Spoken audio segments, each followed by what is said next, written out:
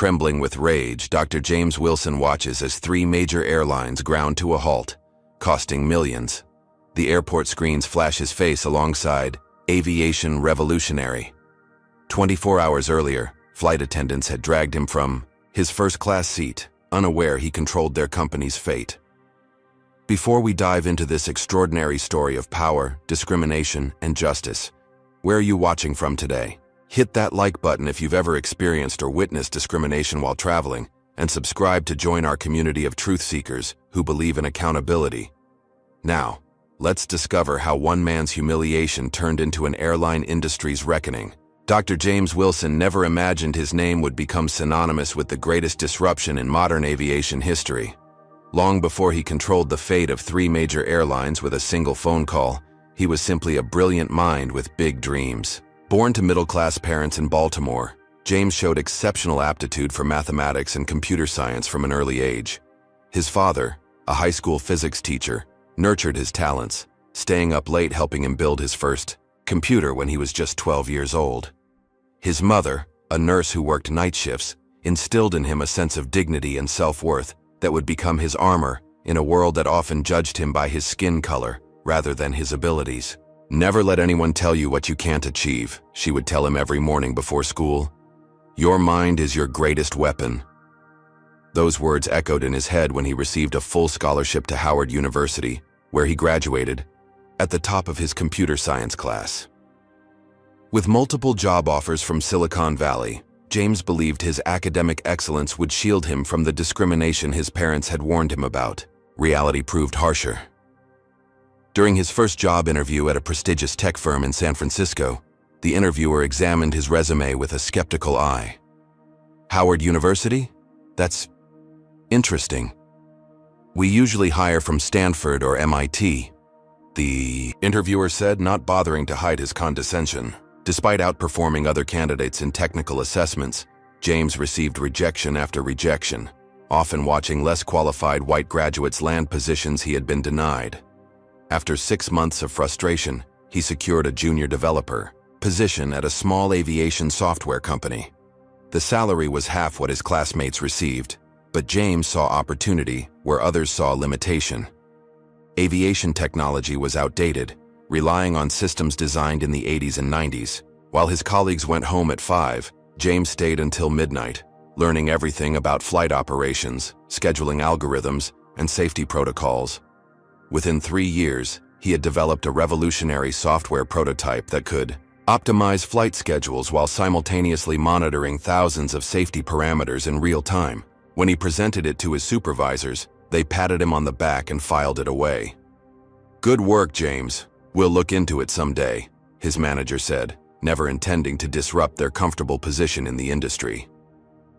That night, James resigned and took his prototype with him. With his life savings of $34,000, he founded Aerotech Solutions from his one-bedroom apartment. The first year was brutal.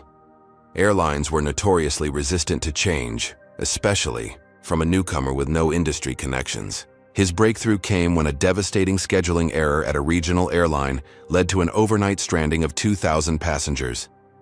The airline's CEO, desperate for solutions, took a chance on James's software. The results were immediate and impressive: a 30% reduction in delays, 15% fuel savings, and a customer satisfaction rating that soared. Word spread quickly. Within 5 years, Aerotech Solutions grew from a one-man operation to a company employing over 300 people. James's software became the backbone of modern aviation, transforming how airlines scheduled flights, maintained aircraft, and responded to disruptions. By his 35th birthday, James had secured contracts with 8 major airlines across North America. His philosophy remained consistent: quiet excellence rather than self-promotion. He hired based on talent, creating one of the most diverse workforces in the tech industry. His executive team included people of all backgrounds, bound by their exceptional abilities rather than their appearances. The crowning achievement came last month when United Continental, American Airways, and SkyWest simultaneously signed a $1.2 billion contract to implement Aerotech's latest system upgrade. This single contract would revolutionize air travel across the continent, integrating artificial intelligence to predict and prevent disruptions before they occurred. The night after signing, James celebrated with his wife, Amara, a pediatric surgeon he had met during a flight delay 12 years earlier, and their teenage children, Zora and Isaiah. They dined at their favorite restaurant, a small Ethiopian place near their Atlanta home, far from the glitz one might expect from a tech mogul worth hundreds of millions. To the man who changed the sky, Amara toasted, raising her glass of Teji, Ethiopian honey wine. James smiled, thinking of how far he had come. To family, he countered. The reason for everything. Despite his success, James maintained rigorous oversight of his company, flying weekly between regional offices to ensure quality control. These flights had become a laboratory of sorts, allowing him to observe his software in action and identify improvements. Though he could easily afford private jets, he deliberately flew commercial, usually in first class, to maximize work time. These flights also exposed him to a reality his wealth couldn't shield him from: the persistent sting of racial prejudice. Flight attendants often assumed he was in the wrong seat. Gate agents double-checked his boarding pass with suspicious eyes. Fellow passengers sometimes requested seat changes when assigned next to him. James weathered these indignities with the practiced calm of a black man who had learned that displaying anger only reinforced stereotypes. The week after the historic contract signing, his executive team gathered in the Atlanta headquarters for their monthly strategy meeting. Vanessa Taylor, his chief legal officer and Harvard Law graduate, noticed the dark circles under James's eyes. "You're pushing too hard," she said during a break. "When was the last time you took a vacation?" James couldn't remember. Between building the company, raising his children, and maintaining his marriage, leisure time had become a foreign concept. "The Denver office needs my final approval on the integration plan," he deflected. "Then the Chicago team wants to discuss the new security protocols." His chief operations officer, Richard Dawson, joined the conversation. "We've got this covered. You need rest before implementation begins. Once that starts, none of us will sleep for months." After much persuasion, James agreed to a 2-week family vacation after one final trip to Denver. He booked a first-class ticket on Flight 2247 from Atlanta, planning to return the following evening for a long-awaited family getaway to Bora Bora. The night before his flight, James packed methodically as always. His lucky tie, a gift from Amara on their first anniversary, his family photos, one from Isaiah's basketball championship, another from Zora's science fair victory, a small notebook where he jotted ideas that often became industry innovations. He couldn't have known these ordinary items would become evidence in a case that would shake the airline industry to its foundation. He couldn't have known that his next flight would test not just his dignity but his power to change a system that had humiliated black travelers for generations. As he kissed Amara goodbye the next morning, she straightened his collar with the tenderness of a woman still in love after 15 years of marriage. "Come home safe," she said, their routine parting words.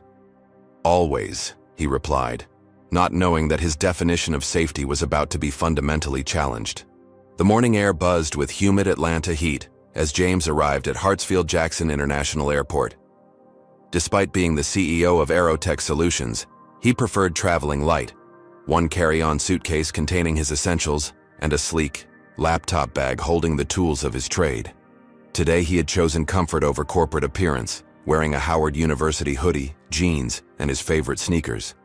The casual attire was a small rebellion against the constant pressure to present himself as exceptionally professional to counteract racial stereotypes. James navigated the familiar terminal with practiced ease, bypassing the check-in counters in favor of the mobile boarding pass on his phone. At security, he noticed the subtle shift in the TSA agent's expression when examining his first-class ticket. A momentary flicker of surprise he had grown accustomed to over years of travel. "Sir, could you step aside for additional screening?" the agent asked, despite the scanner showing no alerts.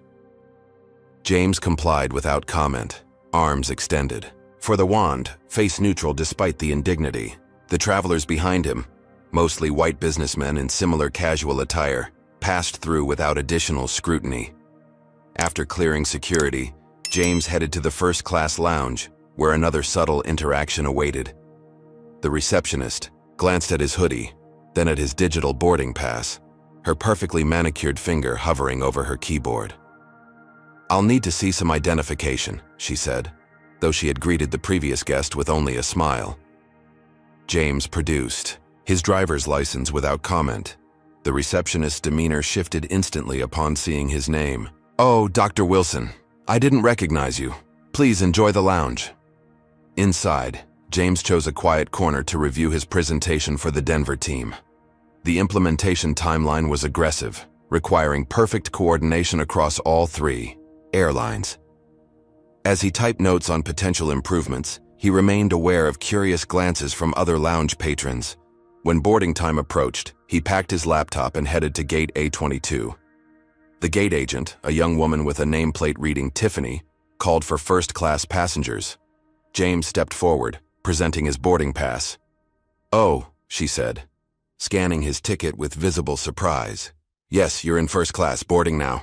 The jetway welcomed him to Flight 2247, where flight attendant Bethany Carter greeted passengers.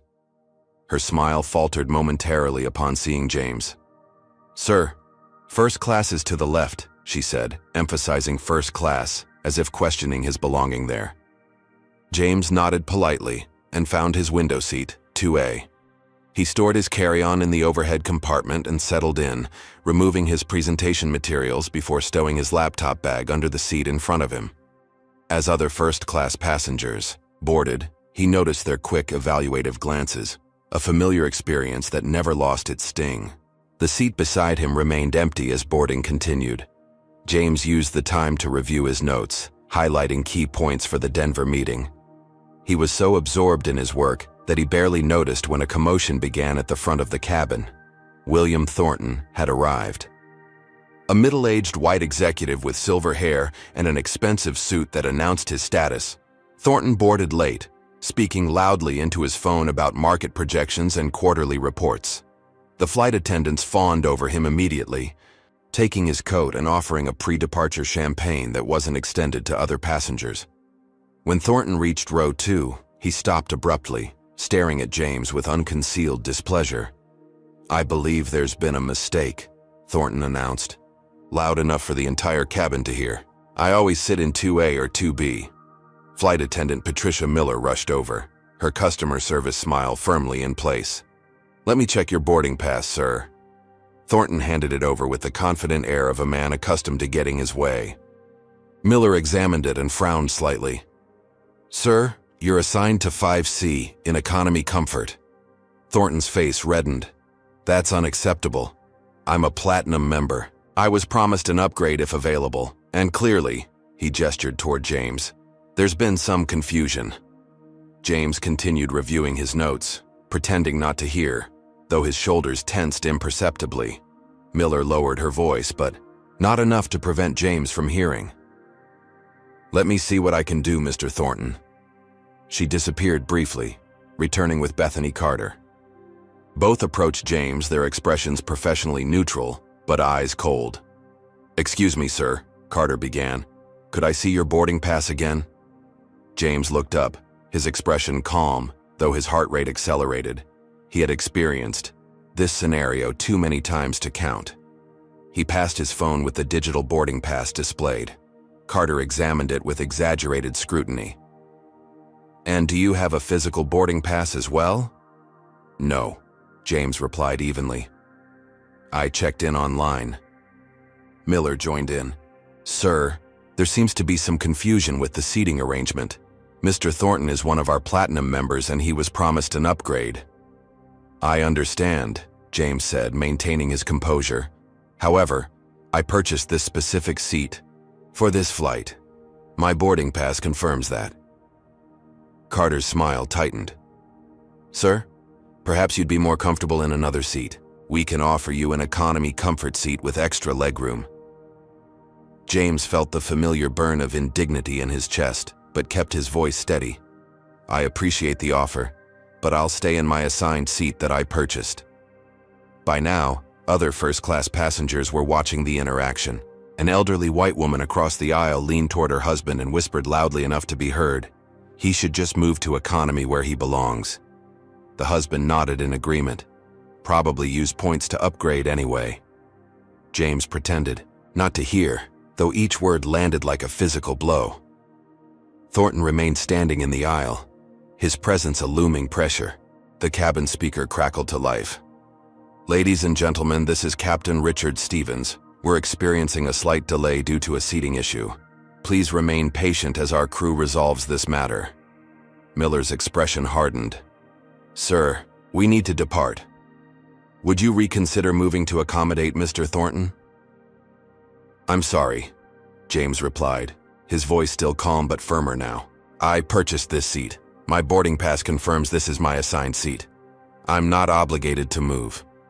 Thornton interjected, "I was promised an upgrade. This is ridiculous." Carter left briefly, returning with a third flight attendant and a man in plain clothes who James recognized as an air marshal. The situation was escalating beyond reason. "Sir," the new flight attendant said, "I'm the purser for this flight. We need you to comply with crew member instructions." James felt a surge of both anger and clarity. With deliberate movements, he removed his phone and began recording. "I am complying with all safety instructions," he stated clearly for the recording. "I am sitting in my assigned seat 2A, which I purchased. I have shown my valid boarding pass. I am not being disruptive. I am being asked to give up my seat because another passenger wants it, though he is assigned to a different seat." The air marshal stepped closer. "Sir, put the phone away." "I'm documenting this interaction for my protection," James replied. Thornton's voice rose. "This is delaying the entire flight. Just move him so we can take off." The atmosphere in the cabin grew tense. Some passengers stared at their phones, uncomfortable but unwilling to intervene. Others watched with open curiosity or disdain. Captain Stevens appeared from the cockpit, his expression grim. "What's the situation here?" Miller explained in hushed tones, gesturing toward James and Thornton. The captain approached James. "Sir, as the captain of this aircraft, I have the authority to remove any passenger I deem disruptive. I'm asking you to comply with the crew's request." James met his gaze steadily. "Captain, with all due respect, I'm sitting in my assigned seat with a valid ticket. I haven't violated any rules or been disruptive. I'm simply declining to give up the seat I purchased to another passenger who wants it." "Sir, this is the final warning," the captain stated. "Either move to the seat being offered, or you'll be removed from this flight." James continued recording as he replied, "I understand you have that authority, Captain. Please understand I'm exercising my rights as a paying customer. If you remove me, I want it clearly stated for the record that I'm being removed for refusing to give up my properly purchased seat to accommodate another passenger's preference." The captain's jaw tightened. He nodded to the air marshal. "Remove him." What followed would later be described in viral videos and news reports across the country. The air marshal and a male flight attendant physically removed James from his seat. Though he didn't resist, they gripped his arms with unnecessary force, causing his phone to fall. A nearby passenger picked it up, continuing to record as James was escorted off the plane. On the jetway, away from other passengers' eyes, the humiliation deepened. His carry-on was roughly thrust at him. His laptop bag was searched under the guise of security concerns. All while James maintained a dignified silence, his mind cataloging every action, every face, every name badge. As the door closed behind him, James heard the muffled announcement thanking passengers for their patience during the security incident. He stood alone in the empty jetway, his body still but his mind racing with calculations more complex than any aviation algorithm he had ever designed. They had no idea who they had just removed from that plane. They had no idea what he controlled. They had no idea what was coming. In that moment, Dr. James Wilson, the invisible black man they had humiliated, made a decision that would ground not just this flight, but 3 entire airlines. The terminal felt eerily quiet as James collected himself, the ambient noise of announcements and rolling suitcases fading beneath the pounding of blood in his ears. He found an empty gate area and sat down, his hands trembling slightly as he retrieved his phone from his pocket. The recording was intact, 7 minutes and 23 seconds of undeniable discrimination. As he watched the video, a memory surfaced from 25 years earlier.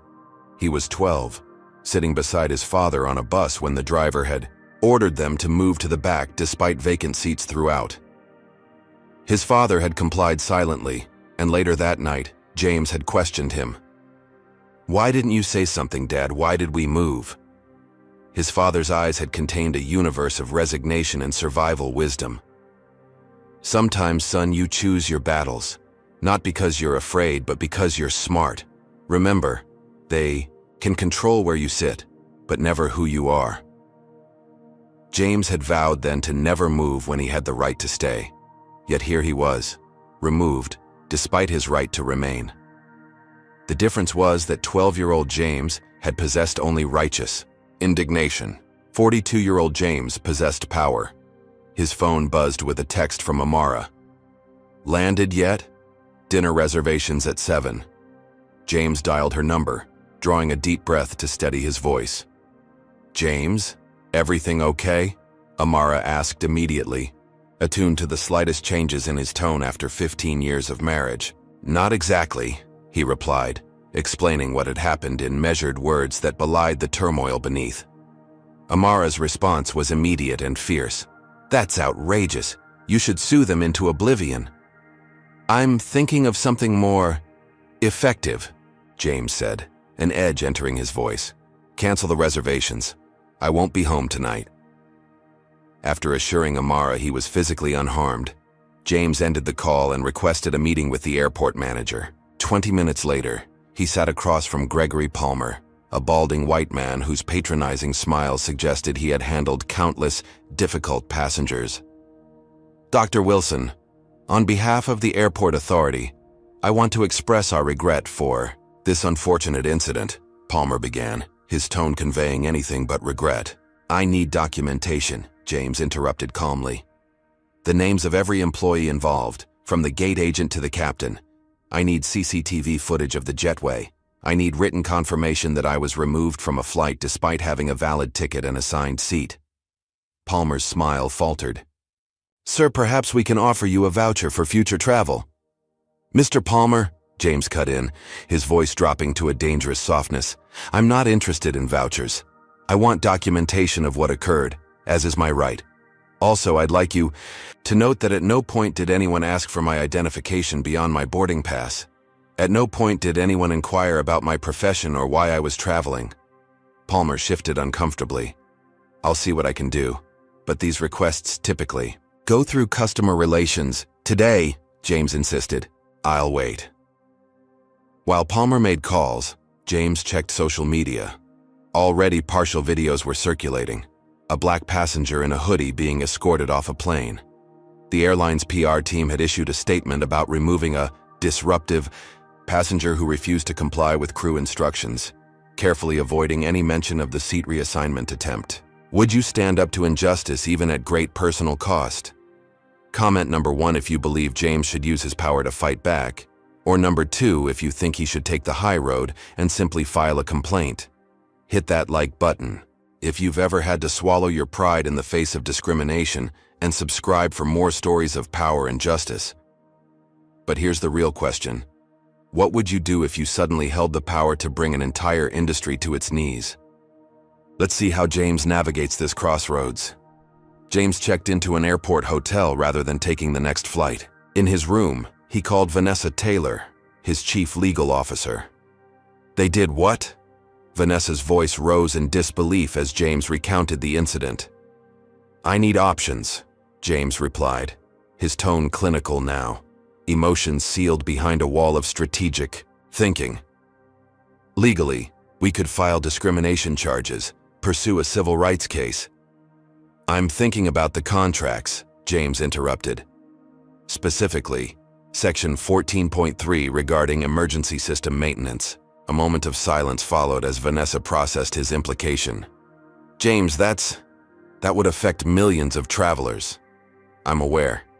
The contracts allow for it, but the reputational risk." "What about my reputation?" James asked quietly. "What about the message it sends if I simply accept this treatment because fighting back might inconvenience others?" They spent the next 2 hours developing a multi-phase response plan. Phase 1 would target the airline's reputation through strategic media placement.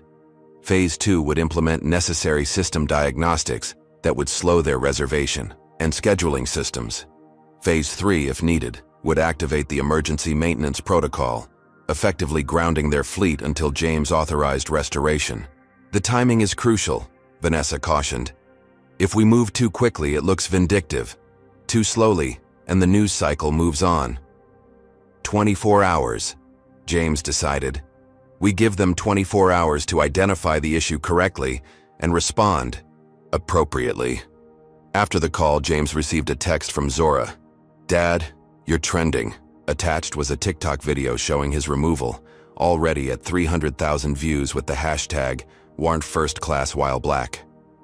James stared at the ceiling of his hotel room, contemplating a lifetime of keeping calm in the face of discrimination. How many times had he swallowed his rage when pulled over for driving his Mercedes in an affluent neighborhood?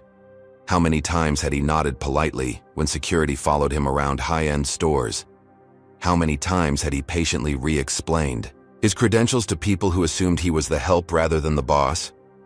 This time would be different. This time, he had leverage that few black men ever possessed: the ability to cause real consequences for a system that had humiliated him. As he drafted a press statement and reviewed the legal documentation Vanessa had sent, James felt a grim resolve hardening within him. He tried to sleep but found himself revisiting past discrimination incidents in nightmarish loops. The college professor who accused him of cheating because his work was too good. The bank loan officer who required extra collateral despite his perfect credit score. The real estate agent who steered him away from certain neighborhoods for his own comfort. Dawn found him at the window, watching planes take off and land with clockwork precision. Precision his software made possible. Today, those responsible would learn exactly who they had removed from that plane. Today, the consequences would begin. As morning light filtered through the Denver skyscrapers, airline CEO Thomas Bradley scrolled through his emails with irritation. Among budget reports and operational updates, a message with the subject line, "Incident Report, Flight 2247, caught his attention. He skimmed the contents, his expression hardening at phrases like "removed passenger" and "possible social media situation." Bradley forwarded the email to his PR director with a brief note. "Handle this, offer standard compensation, and make it go away. We don't need another viral story." In his 30 years with the airline, Bradley had weathered countless passenger complaints. In his experience, most people accepted vouchers and apologies, their indignation fading once they calculated the monetary value of their principles. Within the hour, a carefully worded email arrived in James Wilson's inbox. "Dear valued customer, we sincerely apologize for your experience on Flight 2247. At airline name, we strive to provide excellent service to all our passengers. As a gesture of goodwill, we would like to offer you a $250 travel voucher for a future flight. Thank you for your understanding. Customer Relations Team." James read the message twice, noting the absence of any specific acknowledgement of what had occurred. No mention of being forcibly removed from his rightfully purchased seat. No recognition of the racial component. Not even a human name attached to the apology.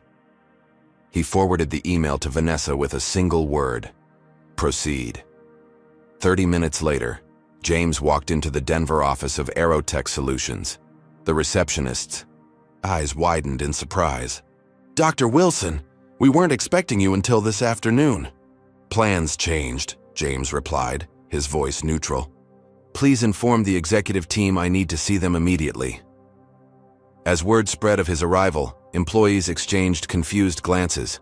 Their CEO rarely deviated from his meticulously planned schedule. Something significant had happened.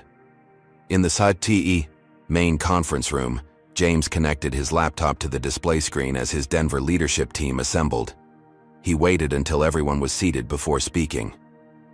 "Yesterday, I was forcibly removed from a first-class seat I had purchased on Flight 2247, he began, his voice steady. "Not because I was disruptive, not because of overbooking, but because a white passenger wanted my seat, and the crew deemed his comfort more important than my rights." He played the video recording. The room fell silent except for a few shocked, gasps when the air marshal physically removed him from his seat. This morning, the airline offered me a $250 voucher as compensation, James continued after the video ended. They have made no effort to investigate what happened. They have issued no genuine apology. They have identified no consequences for the employees involved. Alexander Chen, the Denver operations director, spoke first.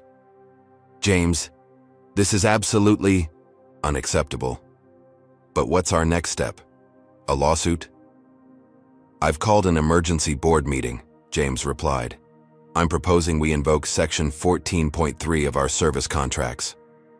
A murmur rippled through the room. Everyone present understood what that meant. Under Section 14.3, Aerotech could initiate emergency system maintenance that would severely restrict airline operations until completed.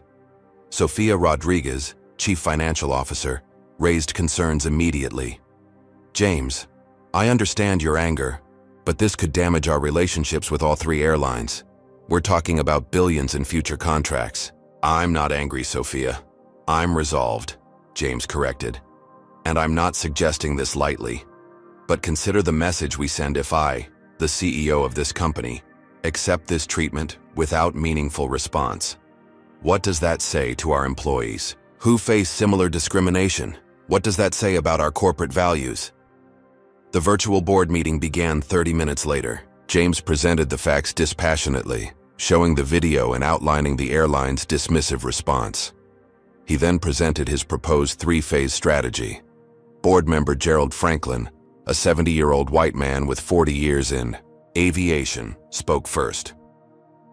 While I sympathize with your experience, James, this seems disproportionate. One incident, however unfortunate, doesn't justify disrupting national air travel. With respect, Gerald, James replied, this is not one incident. This is a systemic issue that affects countless travelers who lack my resources to fight back. What happened to me happens daily to people who can't ground airlines in response. Vanessa Taylor supported him. From a legal perspective, our contracts explicitly allow for maintenance when needed. We're not violating any agreements. After 90 minutes of debate, the board voted. Despite some reservations, they unanimously supported James's approach, with the condition that each phase would be evaluated before escalation. Thank you for your trust, James said as the meeting concluded. I don't take this lightly, and I believe this stand will ultimately strengthen our company's reputation as one that values dignity and justice. With board approval secured, James instructed his team to proceed with Phase 1. A subtle warning was sent to airline executives, a technical notification about possible system inconsistencies requiring attention. Like most warnings from technical vendors, it was routed to the IT department and never reached CEO Bradley's desk. Meanwhile, Bradley had dismissed the incident entirely after learning the passenger's name and seeing a still image from the video. Just another entitled passenger who didn't follow crew instructions, he told his executive team during their morning meeting. PR is handling it with the standard response. By early afternoon, James's technical team initiated the first limited system diagnostic. The impact was designed to be noticeable but not crippling. Reservation systems slowed by 30%, seat assignments occasionally glitching, boarding passes printing with delays. Airline operations centers began noting unusual system behavior. Help desk tickets multiplied as gate agents reported increasing delays. IT departments ran standard diagnostics but found no internal issues. The source was external, embedded in the very software that controlled their operations. At 3 o'clock, James received a call from airline customer relations offering increased compensation. Now, $1,000 in travel vouchers. He declined politely and requested to speak directly with CEO Bradley. I'm afraid Mr. Bradley isn't available for individual customer concerns, the representative explained. But I've been authorized to offer you our sincere apologies and assure you we're investigating the incident. Thank you, James replied. Please inform your superiors that Dr. James Wilson, CEO of Aerotech Solutions, expects a call from Mr. Bradley by close of business today. The system issues your airline is experiencing may be related to our conversation. Silence followed. then a stammered response. "Dr. Wilson? From Aerotech? I'll pass that message along immediately." As evening approached, James sat in his hotel room looking at a family photo taken at his father's 70th birthday last year. His father, the man who had moved to the back of the bus to protect his son, smiled proudly, arm around James's shoulders. "What would you think of what I'm doing, Dad?" James whispered to the image. "Would you understand, or would you tell me to rise above it?" His phone remained silent. No call from Bradley. No acknowledgement of the connection between their disruptive passenger and the man who controlled their operational software. James texted Vanessa, "Proceed to Phase 2 tomorrow morning." The chess pieces were moving. The airlines had failed to recognize the opening gambit. Tomorrow, they would understand exactly who they were playing against. Day 2 dawned with chaos brewing in newsrooms across America. What had begun as a relatively contained social media incident was exploding into a national conversation.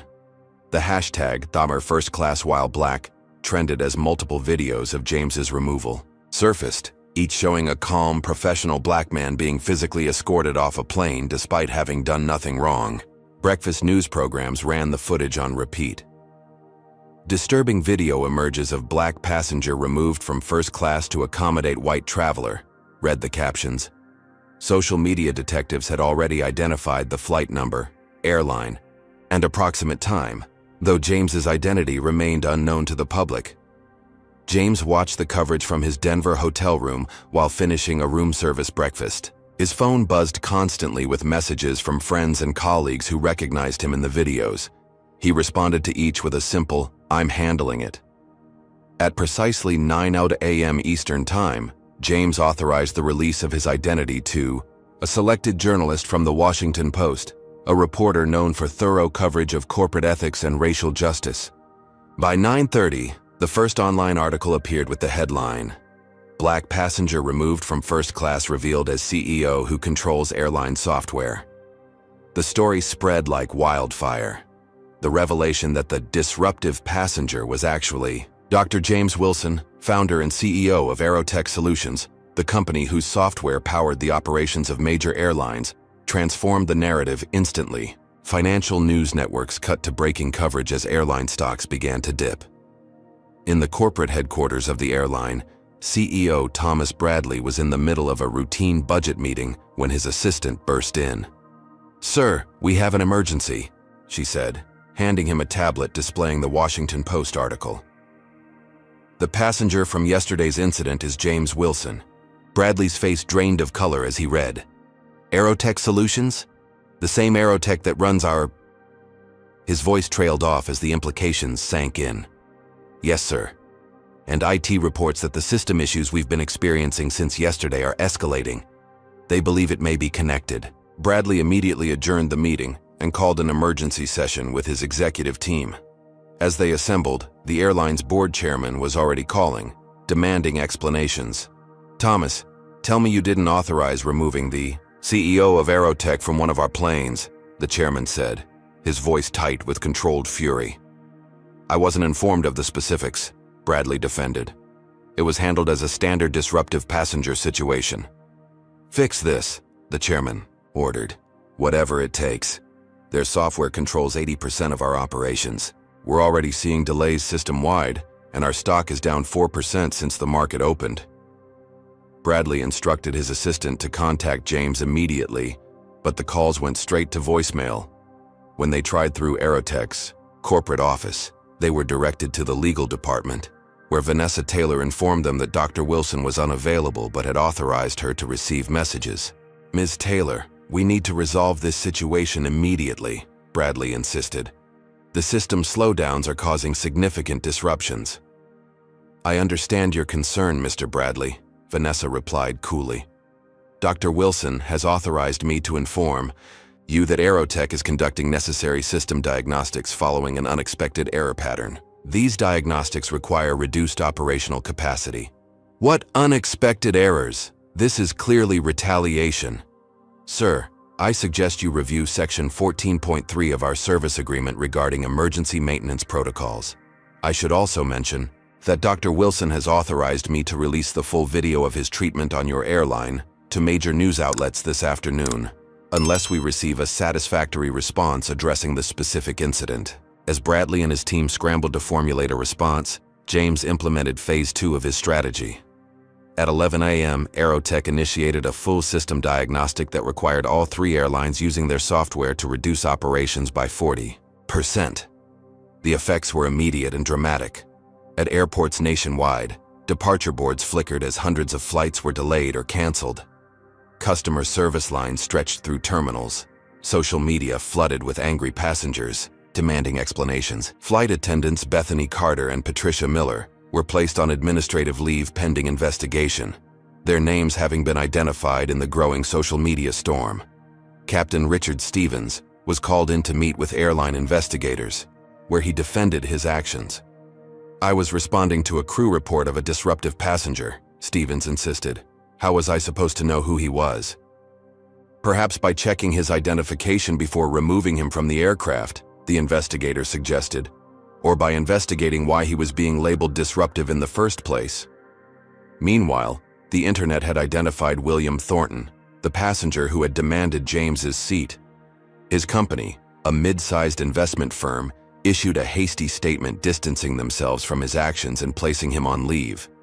By midday, James was receiving calls from civil rights leaders offering support and media outlets requesting interviews. He declined all media appearances, allowing the situation to unfold without further input. His silence was more powerful than any statement could be. In the airline's operations centers, the situation was growing dire. Not only were current flights affected, but the scheduling algorithms for the coming days were showing cascading disruptions. Without full access to Aerotech's software, they couldn't efficiently reschedule or reroute aircraft. An emergency meeting of the airline's board was convened to discuss CEO Bradley's position. While some defended him as being unaware of the specifics, others argued that the culture that allowed such an incident fell squarely under his leadership. Whether he knew or not, this happened on his watch, one board member argued, and his response has been completely inadequate. From EIS, his temporary command center in the Denver office, James monitored the impact of the system restrictions. His team had carefully designed them to cause significant operational disruption without compromising safety. Every flight still in the air had full system support, but new departures were severely limited. "The other 2 airlines are calling non-stop," his administrative assistant reported. "They want to know why they're being punished for another airline's actions." "Remind them that all 3 signed the same contract," James replied. "The maintenance affects the integrated system that serves all of them. Also, inform them that we've seen concerning error patterns in their subsystems as well that require immediate attention." By late afternoon, the first airline announced an emergency press conference scheduled for the following morning. No details were provided, but industry insiders speculated that major changes were coming. As evening fell, James sat alone in his office, contemplating whether his response was proportionate or excessive. The images of travelers stranded in airports weighed on him. Children missing family events, people delayed for important meetings, medical appointments, weddings. Yet whenever doubt crept in, he recalled the feeling of being physically removed from his seat. The public humiliation, the assumptions made about him based solely on his appearance, the casual dismissal of his rights. He thought of his children watching these videos, learning once again that their father's accomplishments provided no shield against prejudice. His phone rang, Amara calling for their evening check-in. "The kids are worried about you," she said after confirming he was okay. "Zora keeps defending you in her social media groups. Isaiah is quieter, but I caught him watching the videos repeatedly." "Tell them I'm okay," James assured her, "and that sometimes you have to stand firm when you're wronged, not just for yourself but for everyone who can't fight back." "Just come home soon," Amara said softly. "They need their father. I need my husband." After the call, James sent instructions for Phase 3, the most severe system restrictions, that would effectively ground all 3 airlines by morning unless an acceptable resolution was reached. The chess game had entered its critical phase. The airlines now understood who their opponent was, But did they understand what he truly wanted? Not money, not revenge, but acknowledgement, accountability, and genuine change. Tomorrow would tell whether they had learned this crucial lesson. By dawn of the third day, the aviation crisis had reached unprecedented proportions. Major airports resembled refugee camps, with thousands of stranded passengers sleeping on floors, lining up at customer service counters, and frantically rebooking. On competing airlines that were quickly reaching capacity, CNN displayed a split screen. On one side, chaos at O'Hare International Airport. On the other, Aerotech's stock price climbing as the market recognized the company's extraordinary leverage over the industry. Economic analysts estimated losses at $4 million per hour across the three affected airlines, with ripple effects throughout the travel industry. In the Oval Office, the president received a briefing on the transportation crisis. 3 major carriers effectively grounded because one black executive was discriminated against, the transportation secretary explained. It's unprecedented. Has anyone from the administration spoken with Dr. Wilson? The president asked. We've reached out, sir. His office says he's only communicating through his legal team at this point. And the airlines? They're in crisis management mode. The primary airline involved has called an emergency board meeting. Rumor has it their CEO is being asked to step aside. On Capitol Hill, several congressional leaders called for investigations into both the discrimination incident and the airline's emergency preparedness. This situation reveals 2 crises simultaneously, Congresswoman Patricia Johnson stated in a morning press conference. First, the ongoing reality of racial discrimination that even the most successful Black Americans face daily. Second, the dangerous vulnerability in our transportation infrastructure when one software provider can bring air travel to a standstill. At his Denver hotel, James received the daily security briefing from his chief of security. Sir, we're seeing increased threats on social media. Nothing specific enough for law enforcement action, but concerning nonetheless.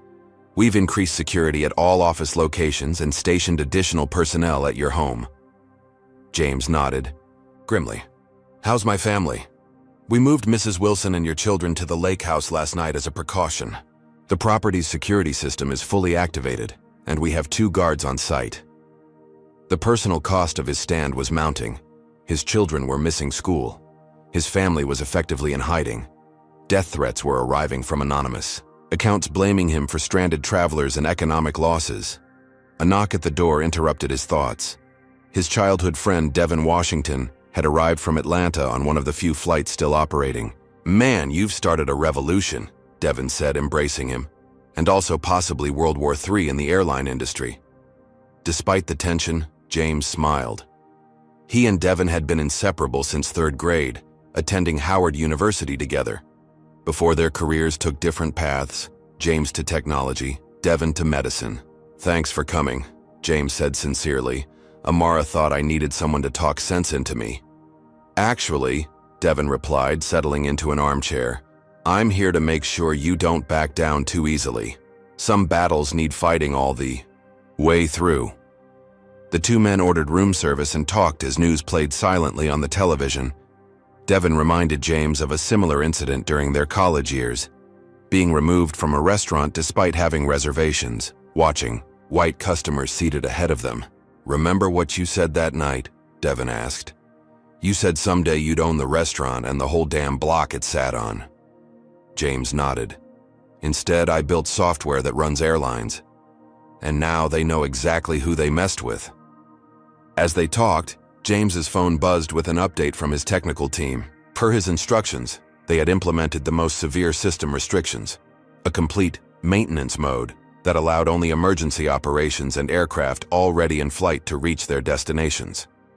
No new departures were being processed for any of the 3 airlines.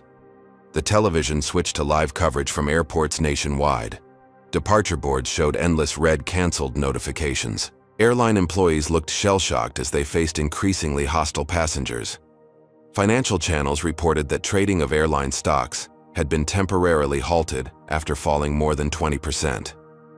Do you believe James has gone too far in his response to discrimination? Comment number 1 if you think his actions are justified, or number 2 if you believe he's causing too much collateral damage to innocent travelers. Hit like if you believe people with power have a responsibility to use it against injustice. And subscribe for more stories of accountability in action. The real question hanging in the balance. When fighting systemic discrimination, how do you measure the appropriate response? Let's see if James has crossed a line he can't return from. At midday, James received a call from an unexpected source, his rabbi. Though not particularly religious, James had maintained a connection with the synagogue Amara attended, finding wisdom in Rabbi Goldstein's perspectives on justice and ethics. "I've been watching the news, James," the rabbi said after pleasantries. "A modern-day plague grounding the airlines." "Something like that," James acknowledged. "You know, in our tradition, we believe justice must be proportional. An eye for an eye wasn't about revenge, but about limiting punishment to match the crime." The rabbi paused. "Many innocent people are suffering now." The observation struck a nerve. James had been wrestling with this very question. "What would you have me do? Accept a voucher and an insincere apology? Allow them to continue humiliating people who look like me but lack my resources to fight back?" "Of course not," Rabbi Goldstein replied. "Justice requires accountability. But remember that your goal is change, not destruction. When Pharaoh finally released our people, Moses didn't burn Egypt to the ground in retaliation." After the call, James stood at the hotel window, watching planes that should have been taking off sitting motionless at gates. His phone buzzed with a message from Vanessa. "Technical team advises we can't maintain these restrictions beyond 48 hours without risking breach of contract claims. Decision point approaching." The walls seemed to close in.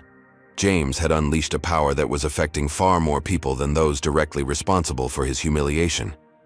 Was he becoming what he despised? Someone who wielded power without regard for collateral damage? His thoughts were interrupted by breaking news on the television. Airline CEO Thomas Bradley was holding an impromptu press conference. Looking haggard and defensive, Bradley read from a prepared statement. "We are experiencing significant technical issues with our scheduling and reservation systems. Our team is working around the clock to resolve these issues, which are affecting operations across our network. We apologize to our customers for the inconvenience and are providing accommodations and rebooking assistance." Not one word about the discrimination incident. Not one acknowledgement of the real cause of the technical issues. Just corporate doublespeak designed to obscure rather than illuminate. James's phone rang again. "Vanessa, I just watched Bradley's statement," he said before she could speak. "Completely missed the point," she agreed, "but there's news from their board. They've asked Bradley to step aside temporarily while they address the crisis. Lisa Warren is taking over as interim CEO." Lisa Warren. James knew her by reputation, a former operations executive who had recently joined the airline's board. She had a record of directness and ethical leadership in her previous positions. "She's requesting a private meeting," Vanessa continued. "No PR teams, no lawyers, just you and her." James considered the request. "What's your assessment?" "It could be a genuine attempt to resolve this appropriately," Vanessa replied. "Or a more sophisticated version of the same stonewalling. Hard to tell without meeting her."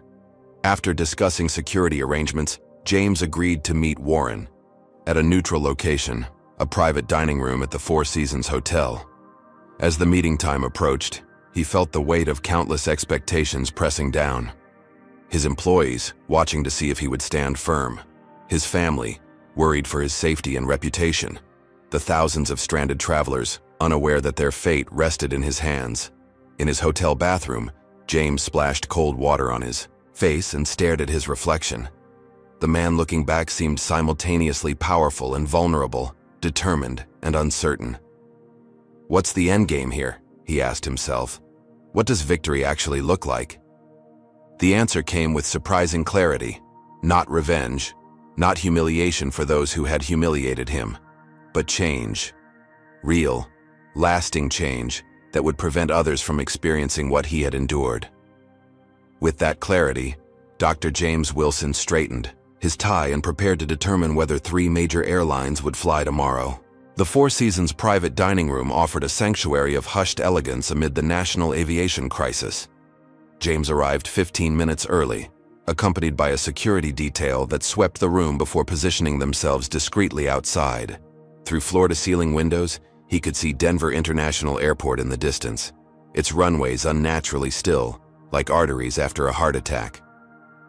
At precisely 3 o'clock, interim CEO Lisa Warren arrived alone as agreed. Her late 50s with silver-streaked dark hair and the confident posture of someone accustomed to crisis management, she extended her hand to James. "Dr. Wilson, thank you for agreeing to meet. I won't waste your time with platitudes or denials." James gestured to the table set for two. As they sat, Warren declined the offered wine and went straight to the point.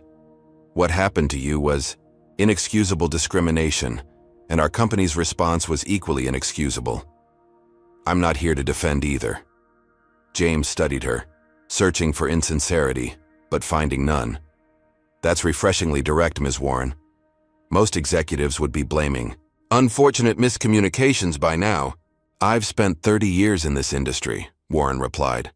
"I've seen how airlines handle these incidents. Deny, deflect, settle quietly, change nothing. It's a playbook that's failed passengers of color repeatedly, and it failed you spectacularly." She opened a portfolio and slid several documents across the table. "These are the preliminary findings of our internal investigation, which I initiated 2 hours after taking temporary control. I believe they'll match your experience." James scanned the documents. They contained unvarnished accounts from multiple crew members, including admissions that James had been fully compliant and properly seated. Captain Stevens had acknowledged making no effort to verify the actual situation before ordering James's removal. Most tellingly, William Thornton had admitted demanding the seat upgrade because he always gets what he wants. "This is unexpected," James acknowledged. "Honesty shouldn't be unexpected," Warren said. "That's part of our problem." For the next hour, they engaged in the first genuine conversation about the incident and its implications. Warren asked questions about James's experience, not just on that flight, but throughout his career. James shared insights about the constant calculations black travelers make, whether to speak up or stay quiet, when to assert rights versus when to retreat for safety.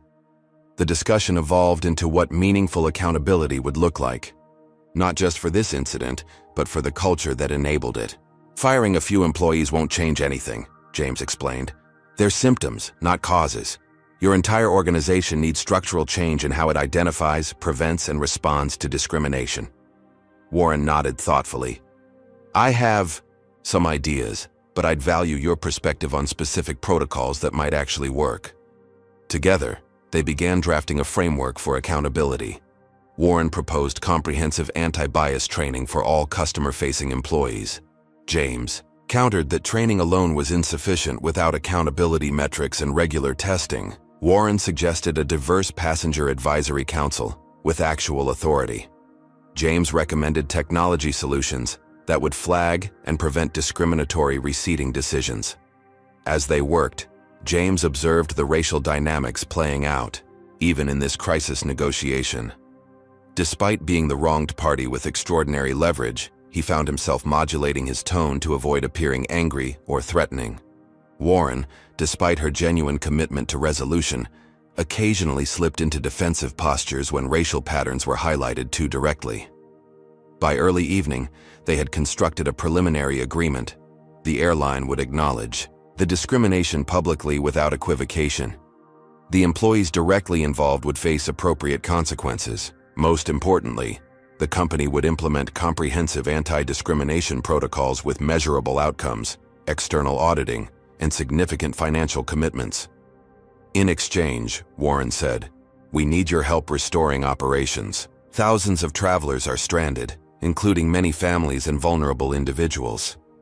James considered the human cost of continuing the system restrictions. "I can authorize a phased restoration beginning tonight, provided we announce the accountability framework publicly tomorrow morning." Warren extended her hand. "You have my word. The press conference is already scheduled for 9 a.m. As they finalized details, James received an alert on his phone. Social media was erupting with a new development. The rival airlines, desperate to capitalize on the crisis, had begun offering deeply discounted fares to stranded passengers. "Your competitors are using this as a marketing opportunity," James observed wryly. Warren checked her own phone and laughed without humor, while simultaneously reviewing their own diversity practices, I imagine. Nothing motivates corporate conscience like watching a competitor implode. Before departing, Warren hesitated. "Dr. Wilson, may I speak candidly about something personal?" James nodded, curious. "I've been in aviation for 3 decades, often as the only woman in the room. I've faced discrimination, though never as blatant as what you experienced. I thought I understood, but this crisis has shown me how much I didn't see. How racial discrimination is both similar to and profoundly different from what I've faced." The admission seemed to cost her something in professional composure, but gained much in human connection. "Recognition is the first step," James replied. "That's all any of us can ask for, to be seen accurately."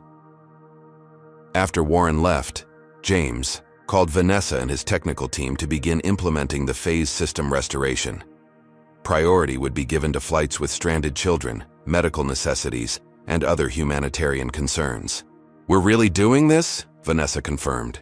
"You trust her to follow through?" "We'll know by 9 a.m., James replied.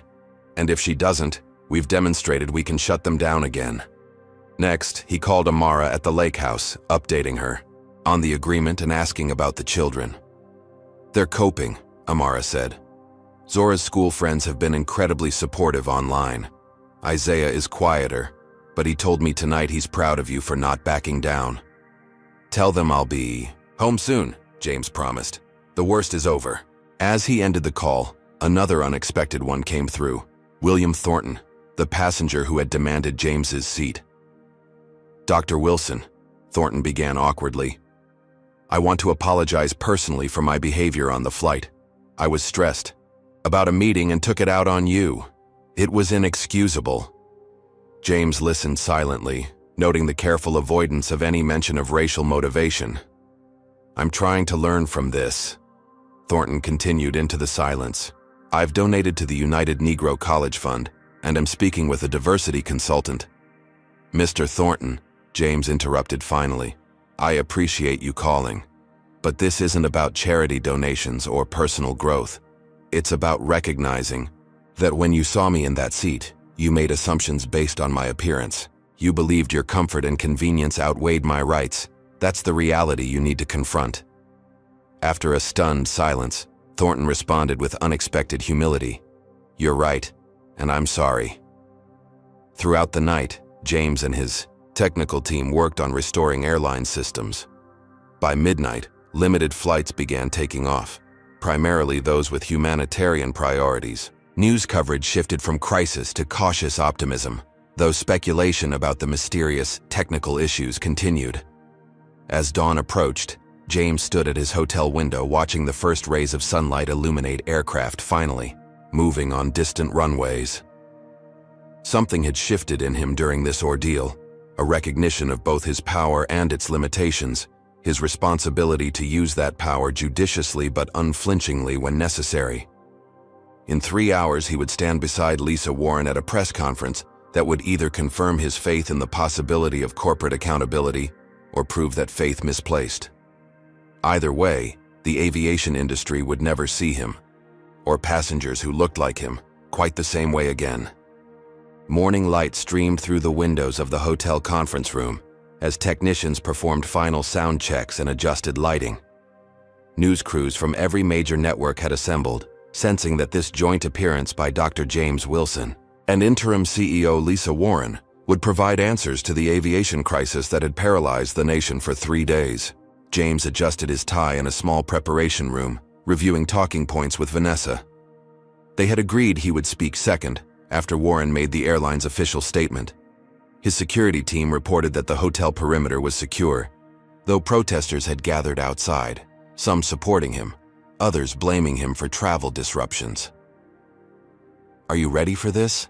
Vanessa asked, studying his face for signs of doubt. "As ready as I'll ever be," James replied. "Either they follow through today, or we demonstrate that our leverage wasn't a one-time option."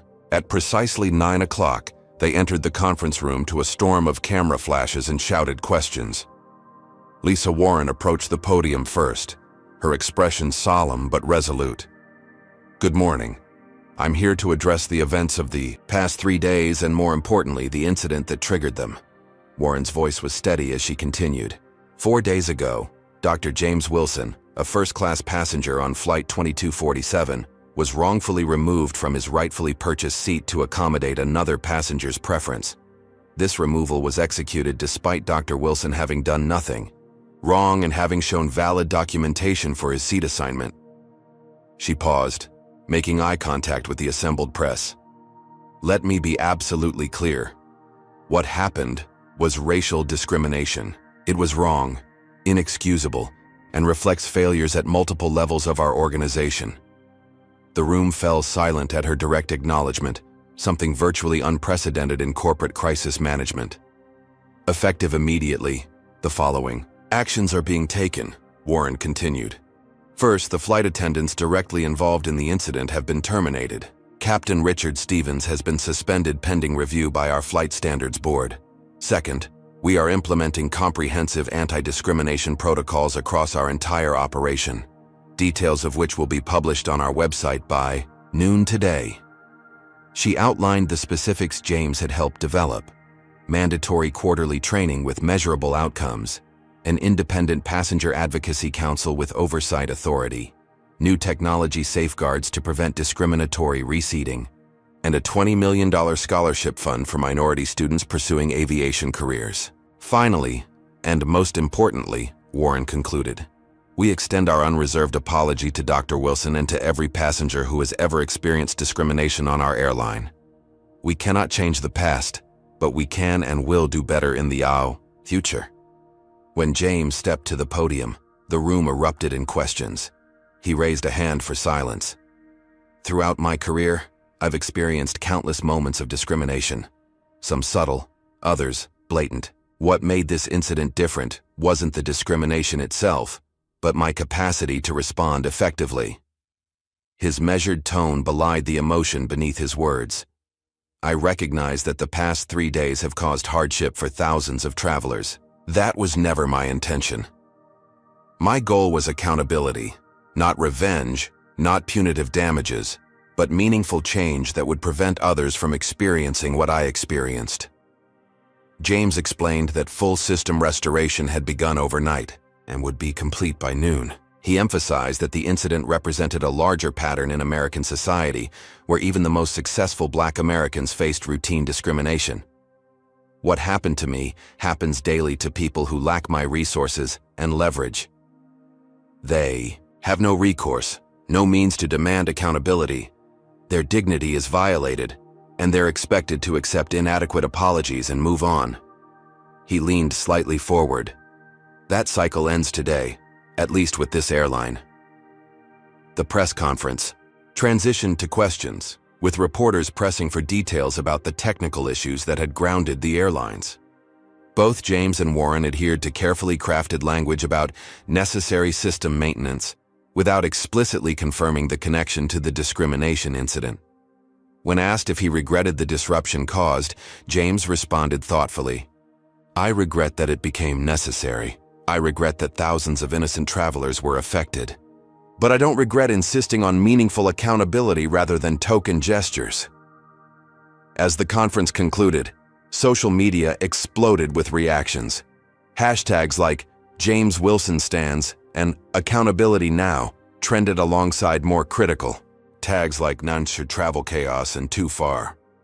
Public opinion remained sharply divided, many applauding James for using his power to combat discrimination, others arguing that his response had been disproportionate. Legal experts debated potential shareholder lawsuits against the airline for capitulating to James's demands. Aviation analysts speculated about long-term industry changes. Civil rights leaders hailed the incident as a watershed moment in corporate accountability for racial discrimination. James returned to the Aerotech Atlanta headquarters that afternoon to a standing ovation from employees who lined the hallways. Many shared their own stories of discrimination, thanking him for taking a stand that represented all of them. In his office, James found dozens of messages waiting, from corporate leaders seeking diversity consulting, civil rights organizations requesting partnerships, and educational institutions offering honorary degrees. He set them all aside to focus on a video call with his family. Amara's face appeared on screen, relief evident in her expression. "You were magnificent," she said. "Clear, dignified, powerful." Zora and Isaiah crowded into the frame, eager to share their perspectives. 15-year-old Zora was animated. "Dad, you're trending everywhere. My friends are calling you the corporate justice warrior." 13-year-old Isaiah, typically reserved, spoke with unusual intensity. "You showed them that we don't have to just take it. That matters, Dad." Their reactions reinforced James's conviction that despite the complications and criticisms, his stand had been necessary, not just for himself but for his children and their generation. After the call, James met with his executive team to discuss the company's path forward. The crisis had unexpectedly positioned Aerotech as a corporate leader in anti-discrimination advocacy, creating both opportunities and challenges. "Our competitors are already reaching out," Richard Dawson reported. "They want assurances that what happened to these 3 airlines won't happen to them. And multiple Fortune 500 companies outside aviation are requesting consultations on diversity protocols," added Alexander Chen. "They're terrified of being the next case study in what happens when discrimination meets accountability." James considered these developments thoughtfully. "We're not in the diversity consulting business, but we are in the business of creating systems that work fairly and efficiently. Perhaps there's a way to build anti-discrimination safeguards into all our products moving forward." That evening, as James prepared to return home to Atlanta, he received notification that the airline systems had been fully restored. Flights were operating normally, though the backlog of stranded passengers would take days to clear. The airline's stock had stabilized at 15% below its pre-crisis level, significant but not catastrophic. Lisa Warren called with an update. "The board has unanimously approved all the measures we discussed. They're also requesting that you consider joining our newly formed Passenger Advocacy Council once the dust settles." "Let's revisit that in a few months," James replied, not yet ready to commit to any ongoing relationship with the airline. Before boarding his flight home, on a competing carrier, James gave one final interview to the journalist who had first revealed his identity. When asked what message he hoped people would take from the incident, he responded, "Power without accountability corrupts systems, but power with responsibility can transform them. I hope that other corporate leaders, especially those from marginalized communities, recognize that they can demand dignity not just for themselves, but for everyone their influence touches." As his plane lifted off from Denver, James looked down at the sprawling airport returning to normal operations. The crisis was ending, but its ripple effects were just beginning. In boardrooms, in crew training sessions, and in the countless invisible calculations made when passengers of different backgrounds encountered each other in the confined spaces of air travel. For better or worse, the aviation industry would never be quite the same. And neither would Dr. James Wilson. 6 months after the incident that came to be known in aviation circles simply as the grounding, Dr. James Wilson stood before the Transportation and Infrastructure Committee of the United States Congress. Cameras captured his testimony for national broadcast as he addressed lawmakers on the intersection of corporate accountability, racial discrimination, and critical infrastructure. "The technology that powers our transportation systems is not neutral," James explained, his voice carrying through the wood-paneled chamber. "It reflects the values, biases, and priorities of those who create and control it. When those systems encounter discrimination, they must be designed to resist rather than reinforce it." The committee chair, a veteran legislator from Michigan, leaned forward. "Dr. Wilson, some have characterized your actions as a dangerous precedent, suggesting that individuals with control over critical infrastructure could use that leverage for personal grievances. How do you respond?" James considered the question carefully. "Chairwoman, I would draw a distinction between personal grievances and fundamental rights violations. What occurred wasn't a customer service issue. It was discrimination that reflects systemic problems affecting countless Americans daily. My response wasn't about personal vindication, but about structural accountability." Over the past 6 months, the aviation industry had undergone remarkable transformations. The new industry standards developed after the grounding required airlines to implement anti-discrimination protocols with measurable outcomes and regular auditing. Flight crews received comprehensive training on recognizing and addressing implicit bias. Passenger rights were clearly displayed at gates and on boarding passes. At Aerotech Solutions, James had led an even more fundamental change. The company introduced built-in equality metrics in its software, algorithms that flagged potentially discriminatory patterns in seating assignments, security screenings, and service delivery. These fairness audits provided airlines with real-time data on disparities that might otherwise remain invisible. Our systems now measure fairness alongside efficiency and profit, James explained to investors during a recent earnings call.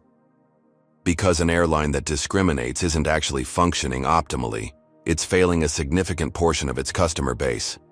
Former CEO Thomas Bradley had experienced his own transformation, from defensive corporate protector to reluctant advocate for change. After a period of reflection and extensive work with diversity consultants, he began speaking to industry groups about the costs of ignoring discrimination. "I was blind to it because I didn't have to see it," he admitted during a keynote address at the International Aviation Conference. "That blindness cost our airline millions in direct losses and incalculable damage to our reputation." Flight attendants Bethany Carter and Patricia Miller had taken different paths after their termination. Carter entered a community service program working with minority youth, later describing the experience as transformative. Miller fought her termination through union grievance procedures, but eventually dropped the case when faced with overwhelming evidence of discriminatory conduct. Perhaps most surprising was William Thornton's evolution. The passenger whose entitlement had triggered the crisis established a foundation funding minority business initiatives.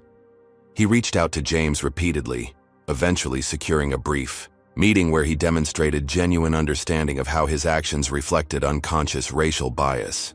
"I never saw myself as prejudiced," Thornton told James during their meeting. "But I've come to recognize that not seeing it doesn't mean it wasn't there." For James and his family, life had acquired new dimensions.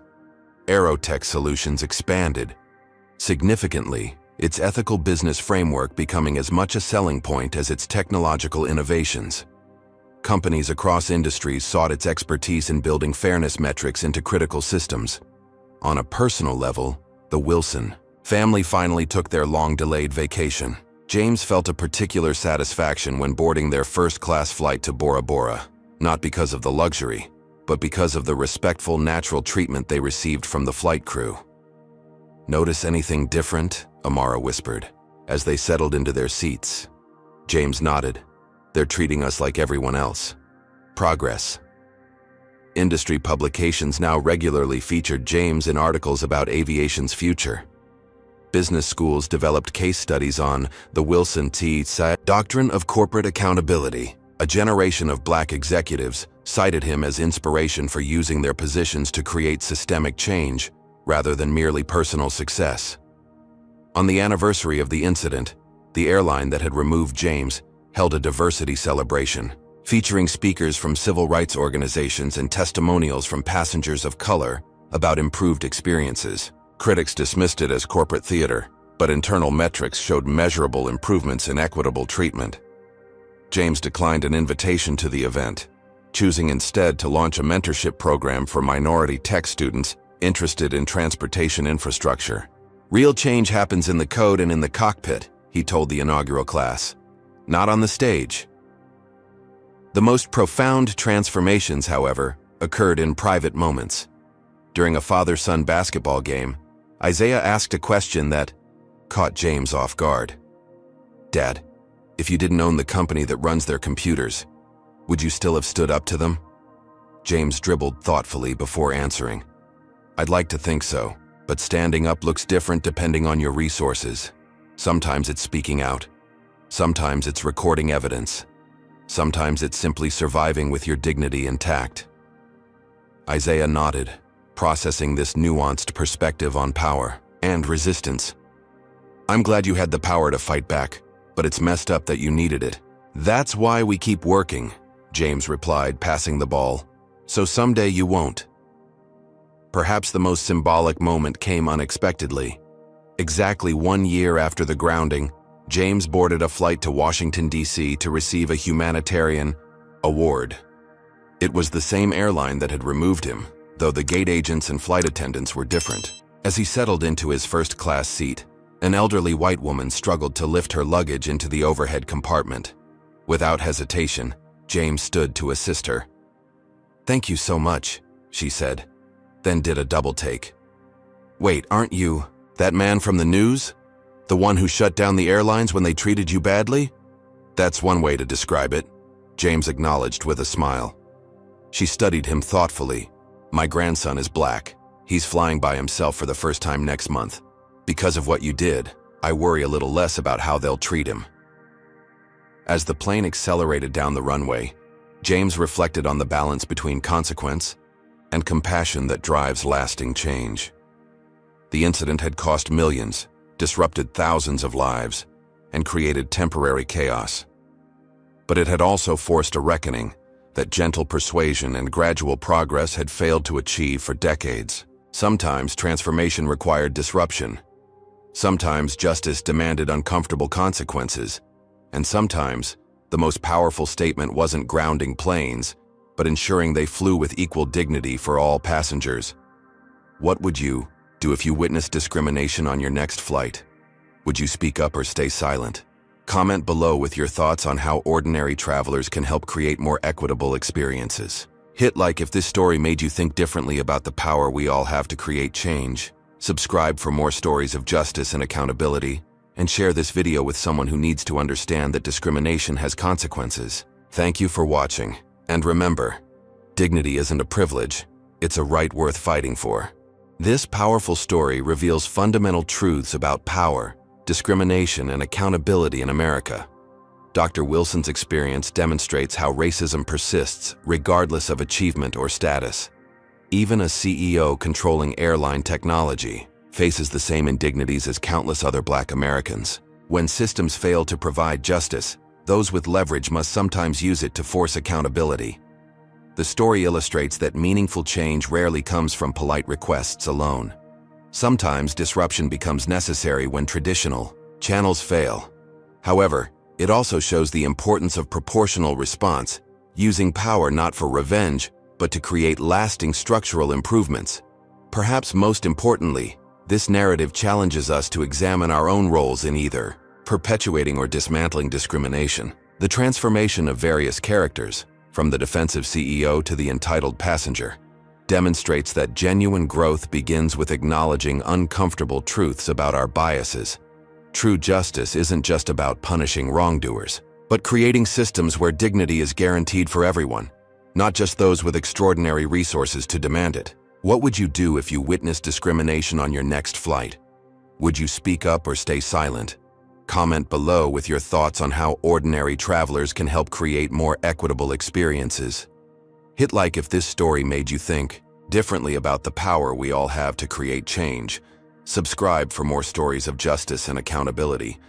And share this video with someone who needs to understand that discrimination has consequences. Thank you for watching. And remember, dignity isn't a privilege, it's a right worth fighting for.